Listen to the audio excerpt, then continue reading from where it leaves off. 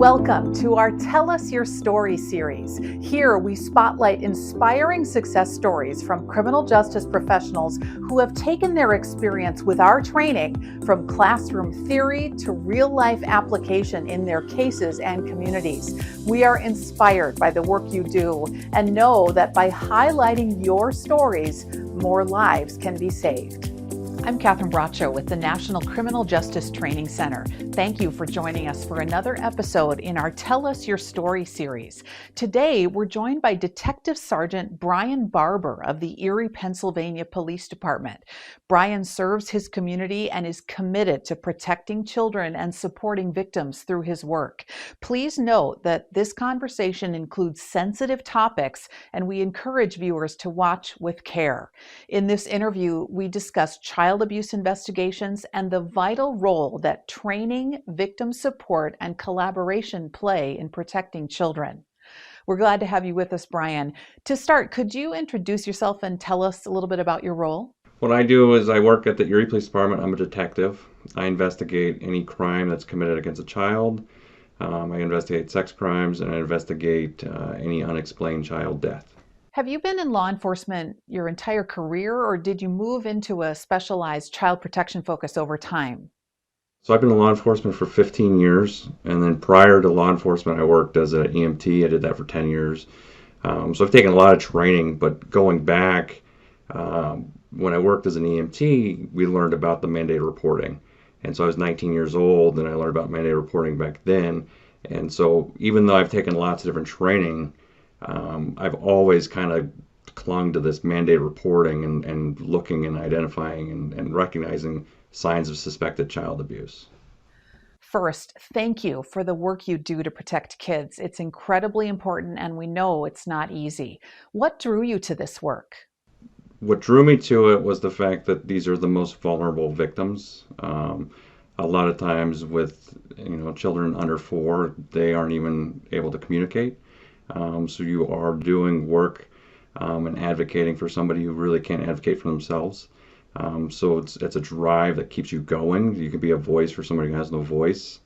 And then when you get into the older children victims, they can communicate, but sometimes they don't feel that they can actually get the words out or tell somebody what's going on. So you're still advocating for them. Like I said, it's a passion to help really vulnerable people and get justice for people who otherwise can't get it. I'd like to switch gears for a moment and hear about your experience with NCJTC. Hands down, NCJTC is just, it's not even comparable to any other training. It's just so far advanced. When I started doing child abuse investigations, I wish I would have known about NCJTC right away. When I took the first class from them, I think it was from suspicion to disclosure, and it just covered basically how you can take a child reaching out to somebody and saying something happened to me and taking that all the way to court. The other classes that I've taken really don't specialize so much in child abuse. It's more of how to do an interview with a suspect, or how to find evidence, or where to find it if you look through a cell phone. But child abuse it's its own different type of investigation. When you say these are a different type of investigation, can you tell us more about what makes them unique? It's a team approach. If you're doing like an auto theft, or somebody stole something from a retail store, you don't necessarily work as a team. You have a victim, you have a police officer, and you have a suspect. But with child abuse, it's a team approach, and NCJTC really hits that nail on the head, talking about the team and how they work and how everyone has their different roles. So it was just eye-opening when I learned about it and when I was doing it, versus prior to having any kind of actual training in child abuse investigations. Speaking of training, you recently took part in our Conducting Unexplained Child Death Investigations training. What do you want others to know about the value of that training? It was such an amazing class from start to finish with how to actually investigate an unexplained death. And it's probably the worst call you're ever going to go on to for a police officer, starting with the 911 call all the way to potential charges and prosecution. In my current position, I investigate unexplained child deaths, and I was doing some of those cases. We usually get about 3 or 4 a year. And so I think I'd been in this position for a year before I took that class. I had done three investigations for unexplained child deaths. And it's just a roller coaster of emotions. So when you start an investigation, normally you're right there at ground zero with a parent who just lost a child. It's not a good place to be, and you want to present as professional and caring, and be able to get information from a grieving parent. So I kind of fumbled my way through the first few investigations. I didn't really know the proper questions. I didn't know what I was looking for. I just knew I had to do an investigation. Something that you said really stood out, that early on you didn't always know the right questions, just that the work had to be done. Your department's commitment to ongoing training really shows. Can you go a little bit deeper into that? When I took the unexplained child death, they break it down right to the very first 911 call.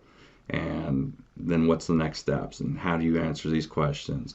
And how can you ask a parent questions about their deceased child without offending the parent?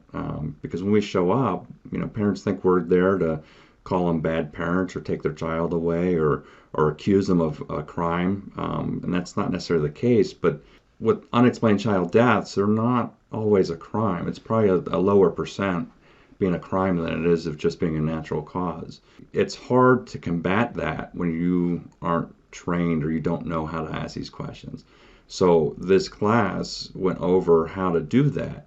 How to break the ice, how to not sound accusatory, how to be informed, how to get the best information you can right at the beginning, and then build those connections with the family so that they will call you back and you can call them and they'll answer your questions.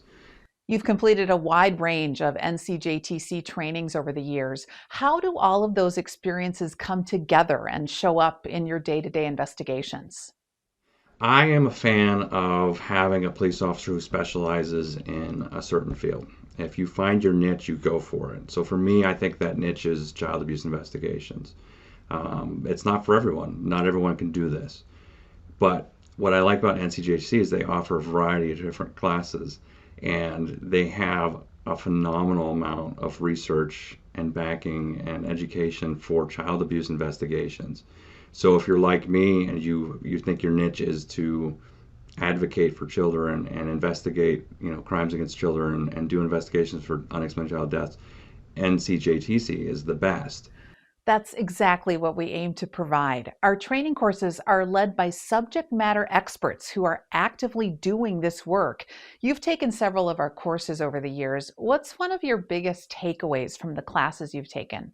NCJTC runs so many classes that you can really set your schedule and make a class, and even if it's an hour or 2 hour block, just to get ahead of it and kind of learn about this in this field and how to do these investigations. So the first class I took with Chris Colchner, he had said that he's a detective in Pennsylvania, and that's where I work. And so I thought, this guy is going to know exactly how to do these cases here in PA.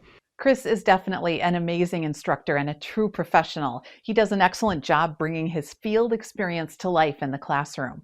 What would you say about the depth and breadth of the instruction you've received? The way to look at it was when you have somebody telling you what they have done and what worked for them, you kind of get this sense of this is somebody who knows what works. And then also they tell you what doesn't work. And I think that's where we learn most of everything in our life is we learn from our mistakes more than anything else. So it's easy as an investigator to make a mistake and then learn from it and move on, whether it be how you ask somebody a question or how you forgot to check a certain room for a camera that might have existed or something. But just having these conversations with your instructors and hearing stories about things that works for them and what doesn't works really sheds light on potentially how you can become a better investigator. Brian, you've talked about how essential multidisciplinary collaboration is across prosecutors, investigators, advocacy centers, and victim advocates. What do you think makes those partnerships most effective? I work with the Erie Police Department, but I'm actually co-located at the Erie County Child Advocacy Center. So my office is not at the Erie Police Department, it's at the Child Advocacy Center. And we have monthly MDT meetings. The prosecutor that we have is dedicated just to crimes against the child. We are on first name basis, and I can call him and go over cases. If I have a suspect coming in for an interview and I happen to get a confession, I can call the prosecutor right then and there, and he'll tell me what charges that I can file, or he'll prove the charges. The Office of Children and Youth is our local child protective services. They are all on first name basis with me, and we have an open line of communication. The forensic interviewers, because I'm in their building, I see them every day. I left them out, but my medical buddies, they review all the suspected child abuse and sexual abuse against children. But that's a liaison that I can use when I'm asking questions about how an injury might occur, or what kind of medical conditions can cause symptoms that match, the symptoms I'm reading in a medical report. Thank you for sharing those examples, particularly around building strong resource networks. As a leader, do you have any advice that you can offer agencies trying to strengthen their multidisciplinary response to child abuse? We have a really good team here in Erie County. But what I didn't know prior to starting the child abuse unit was that there was a team. And so anyone who was thinking about potentially being an investigator for child abuse, if you can take an NCJTC class, you can learn about this team approach, and you can kind of get ahead of the curveball in that. Drawing from your own experience, what would you want other law enforcement agencies to know about NCJTC?